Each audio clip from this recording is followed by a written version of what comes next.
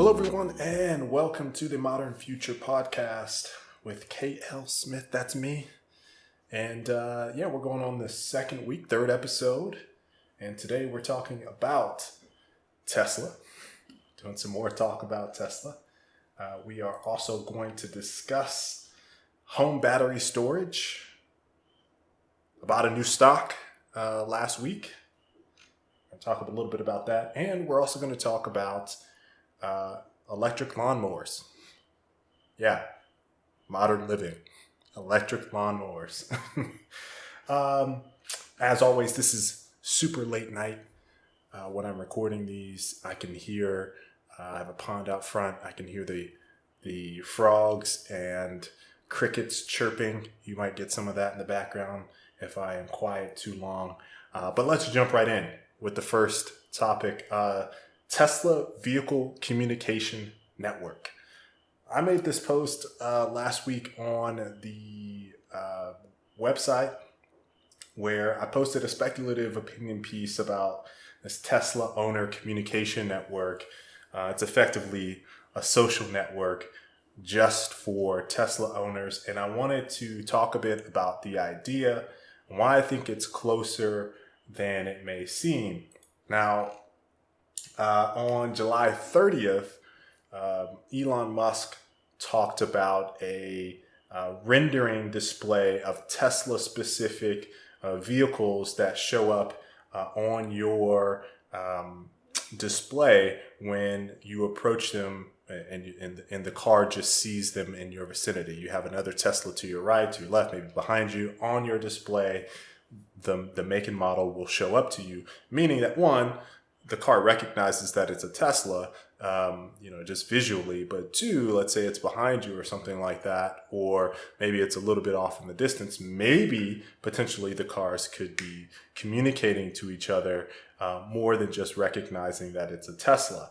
And I think that this has a lot of implications for future use, specifically and very specific to what Elon Musk tweeted around gaming sessions, shared gaming experiences. But the premise for the idea really spawned for me when I was driving with my wife in my Model 3. This is right after I got mine in 2018, in the fall of 2018. Fall, basically. And, there weren't too many Tesla owners in my area, but for the ones that, you drive by, you kind of want to give them like a little Tesla salute. And I don't know what that really is, but that's what I kind of felt like. Sometimes someone will honk at you. Sometimes people will wave. More and more as people get them, you don't really have the same sense of camaraderie, so to speak, as the more popular the car becomes. But there's still a very niche group of folks that love being in Teslas and have really created a very unique sense of community around the vehicles. And I feel like there's an opportunity for you to, as you're driving, especially in a world where full self-driving is readily available and approved, I feel like you might want to communicate with some of the Tesla owners in your area. When you're driving on the road, you might want to give that Tesla salute, not necessarily have a full-blown connection or communication with them, but at the very least acknowledge them. What's the Tesla hi that you can do digitally? Is it some robotic voice that comes up and says, Black Tesla 123 just said hi to you? Or would it be the name of your vehicle? Mine is Excalibur. So Excalibur says, what's up?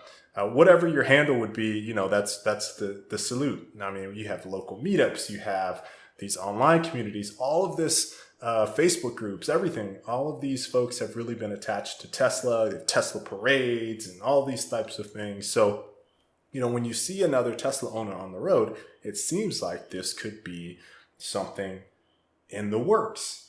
And that tweet really made me think about the prospect of that. Now, the gaming sessions just make sense to me. Say you're sitting at a Tesla charging station, you opt into the network, you're like, hey, you guys want to play beach buggy racing, and you guys all hop in and then play a session while you're all charging. Maybe you get 2 or 3 games in, and then everybody goes on about their merry way. So for applications like that, it just absolutely works wonders. And being able to communicate with the people at the stop without having to get out of your car and say, hey, buddy, do you want to play? That seems really cool. And I feel like, if you opt into this network, then it gives you the opportunity to do things of that nature. Now, the other point that I had in the article was Tesla community building, which just built on what is already happening with the online communities, with the Tesla meetups, where people might go to a Tesla supercharging station. They might just talk about different things with their Tesla. They might have a Tesla parade. When they don't get out of the car, they just want to meet up. They might go to the track and race their Teslas. I've seen all types of things happening in the Tesla community that happens really with kind of the hot rod, high end spec, traditional automotive ICE engine community just as much, and which has basically been going on for a really long time. Car enthusiasts, right? And then another thing is like improved efficiency and efficacy on the road. I think this is one of the, I guess godsends, one of the really futuristic features that a fleet of vehicles can bring to the road. It makes me think of like Minority Report or iRobot, and that the vehicles seem so high tech that they're just communicating with each other. We already know the fleet is providing autopilot data back to Tesla to improve autopilot. But if the fleet is talking to each other, again, you have to think mass market number of Teslas on the road, then it seems like they would know the vicinity, the distance that they are within each other, whether they're on the highway or on the road, and driving would be safer because there would be less accidents between Teslas.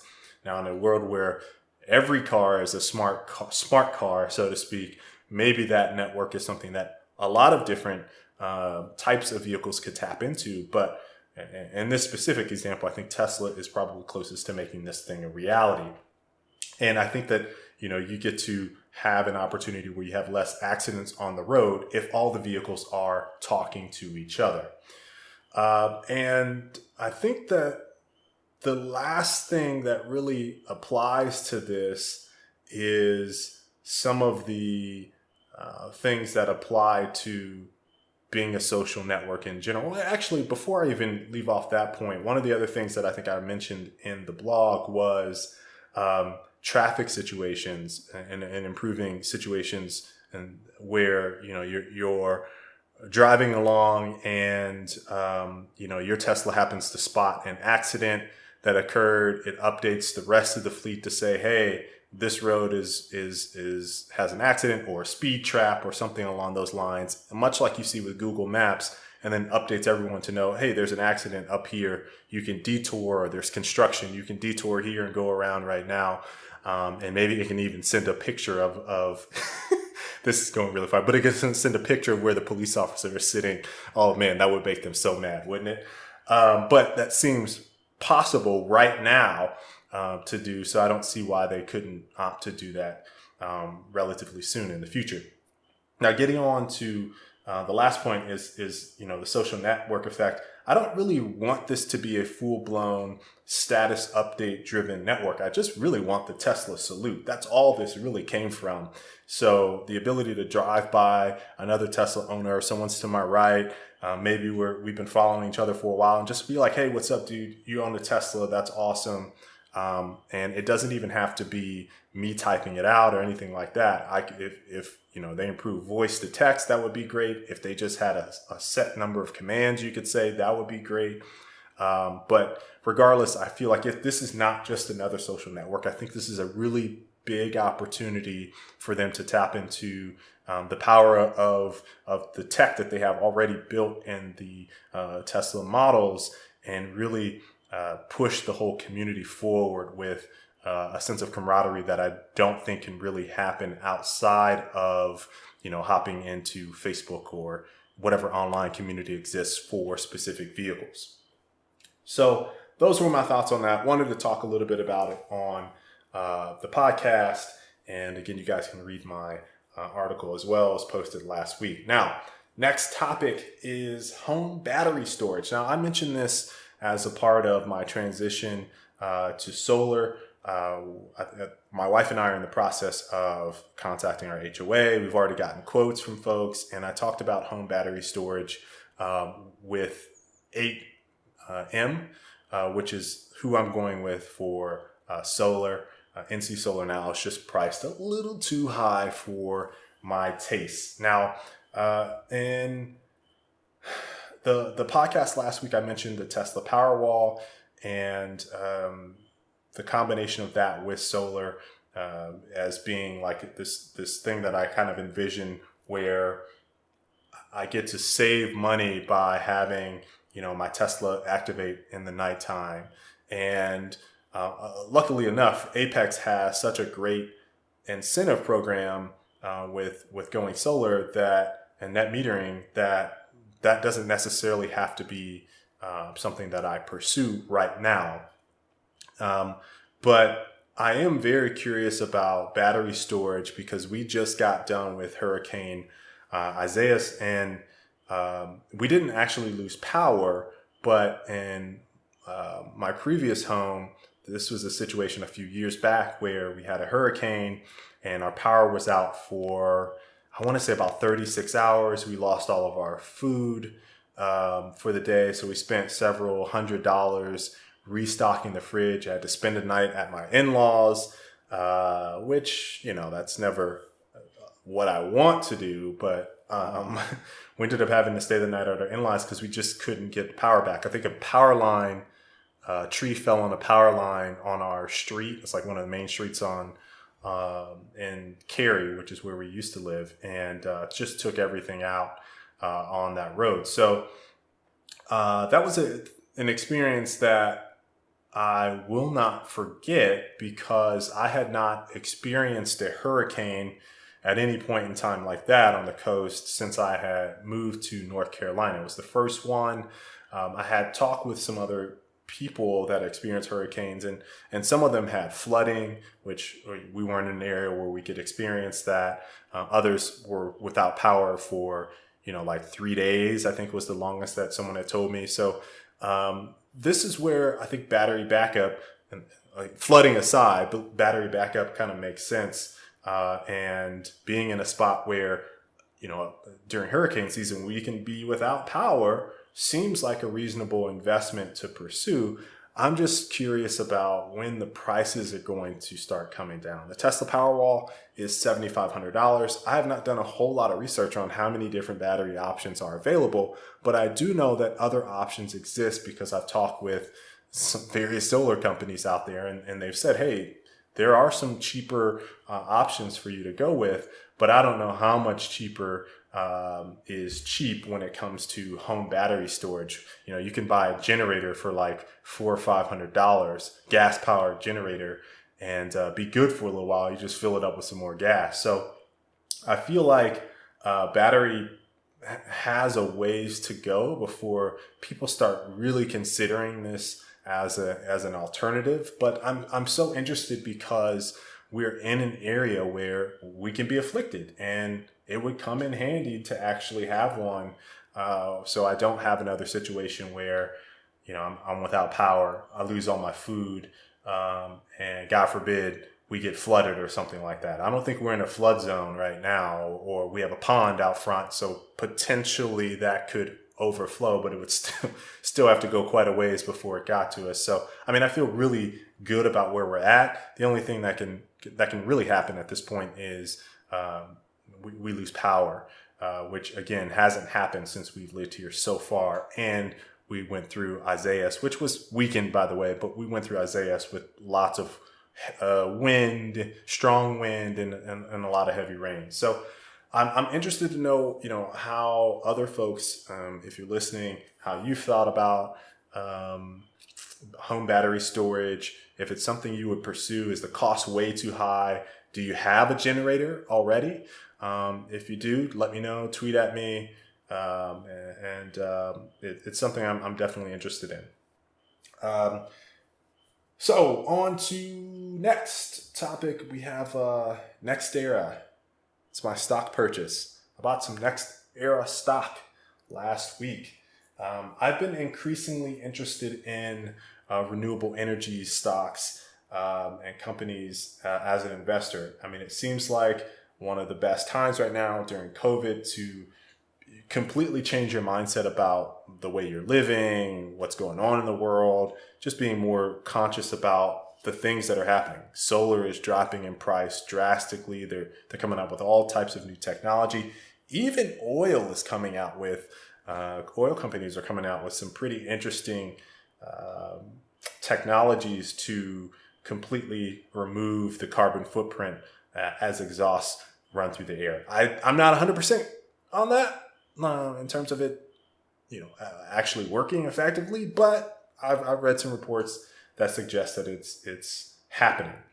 So NextEra was a company that really caught my attention. They're in Florida, by the way. They're based out of Florida, but they caught my attention. I've been paying attention to them for a few months now as someone that was previously invested in Pattern Energy before they sold to CPP, I want to say.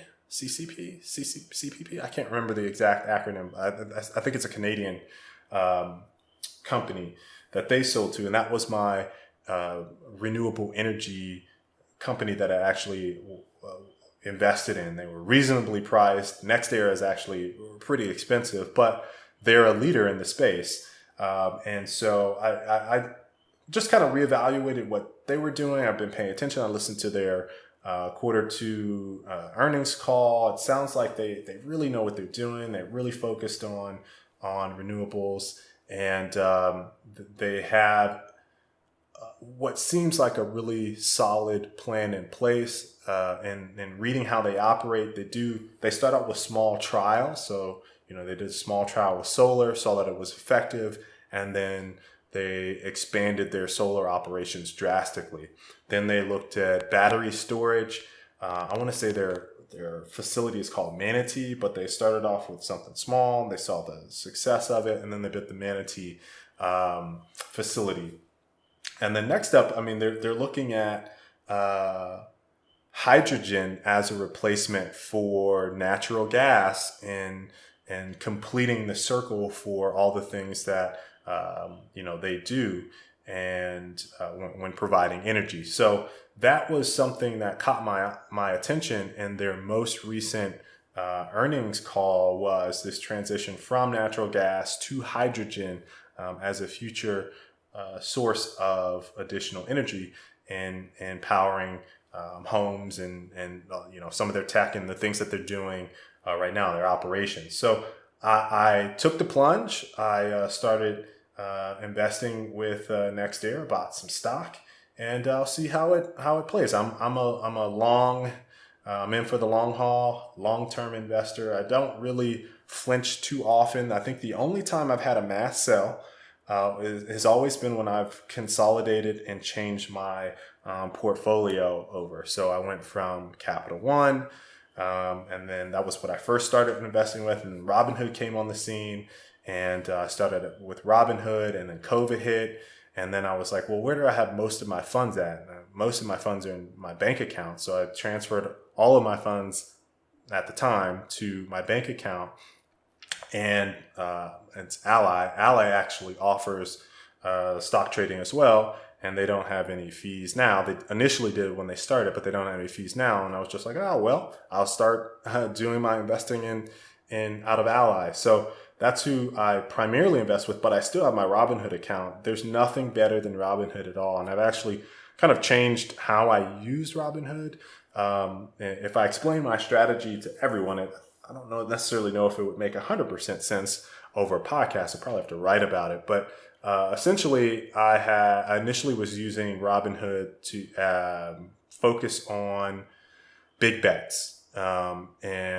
I'd buy when I thought a company was going to do really well, and then sell at a price that I thought, well, okay, I got to get out. I didn't make my money, or I did make my money. So it was like a lot of high risk investing with Robinhood. There's a couple ones that, from a tech standpoint that really made sense to me, and I stuck with those for long term. I was Facebook, Square, Tesla.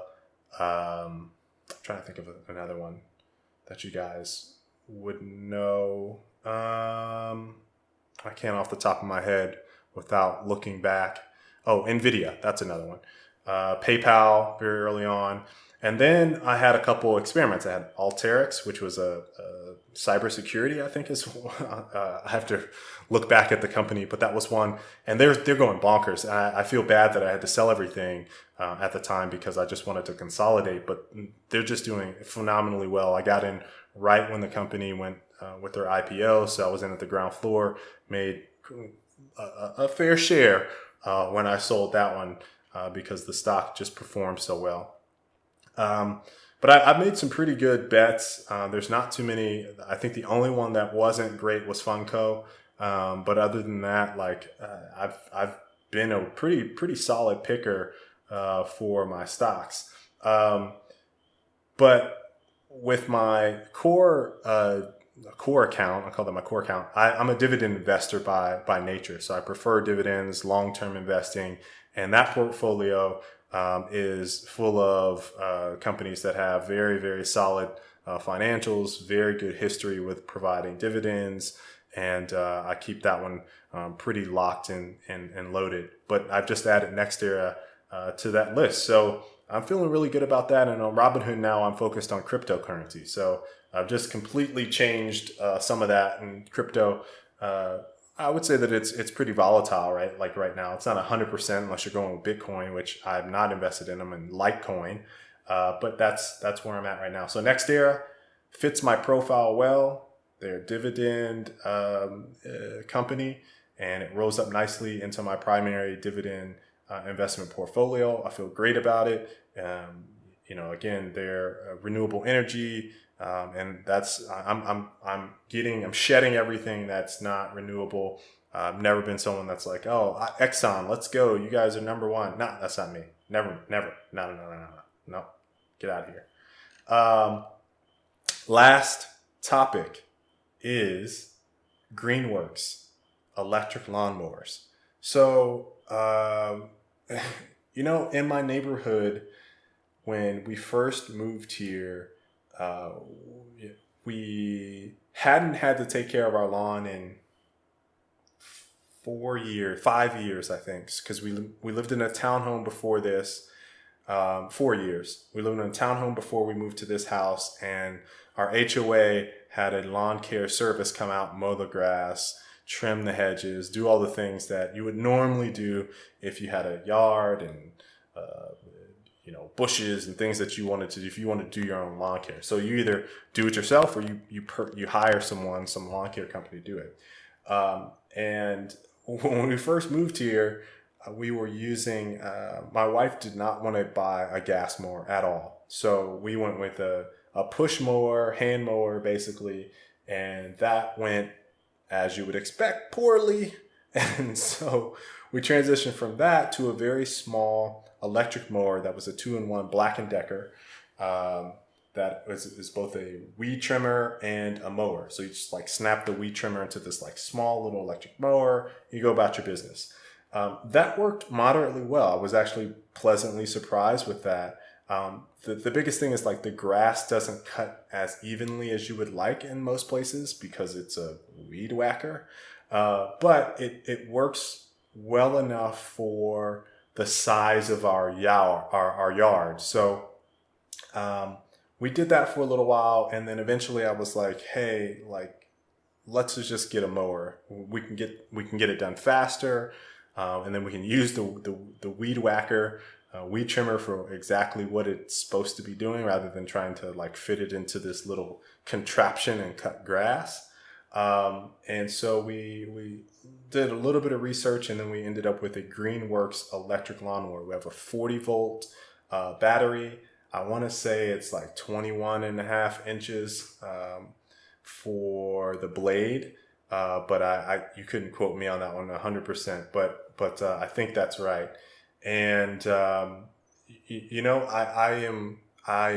loving it. It is very quiet. It makes you come to the realization that and we had this before because we didn't have a traditional gas mower, but it's so loud. Our neighbors next door are loud. Well, the other neighbors adjacent to them, but to the other side of our house, they're loud. You can hear mowers all the way, almost a block away when they're revving up, because they're so loud. Those gas guzzling mowers are so freaking loud, and they smell. That's the other thing. I just don't like the smell of gasoline. Some people do. I'm not one of them. Those fumes are toxic. Get them out of my nose, my nostrils. I'm not feeling it. And so that's the other thing. I don't care for gas mowers. Never have, never will. And so this transition to battery powered mowers is surprisingly not really happening at the clip that I thought it would. And I think it's mostly because people have been worried that the batteries won't last long enough. So we bought 240 volts. And, again, we have a pretty small yard, but it can cut it with no problem. On a full charge, I think it goes down to about half when it's all said and done, if we did the back and the front.